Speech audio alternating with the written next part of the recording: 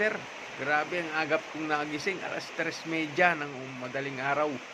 Madilim pa sa labas. Kaya lang, kailangan kong gumising ng maagap kasi magdadala ako ng pata ng baboy. Wow! Sa pahornuhan.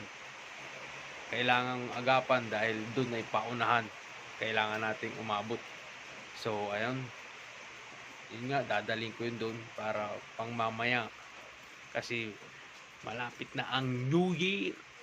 Happy New Year sa inyo lahat, Happy mga New master. Year! Pinagpala. Grabe. So, abangan nyo mamaya. I-upload ko yung lechong pata ng baboy. Wow! Thank you, Lord. Pinagpala. Ayun, mga master, si Pinagpala. Madilim pa. Madaling araw kasi. Alas 3:30 ng madaling araw. So, ayan.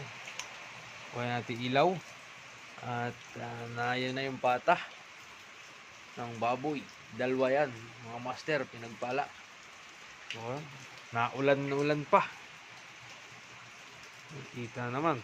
Naulan pa. So, ayan, ilalabas ko na si Pinagpala. At kami aalis na. Pupunta na kami sa pahornuhan. So, thank you, Lord. Pinagpala. Nandito na nga tayo, mga kamaster, sa pahornuhan. Sa Tana Bakery. Okay, dadalhin na natin si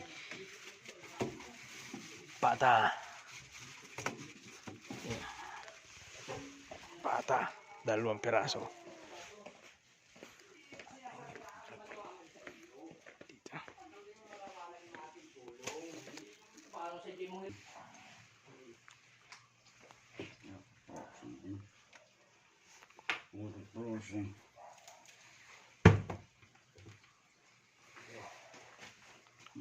Ito yung ating. Ayan na nga yung lechon, mga master. Sarap yan.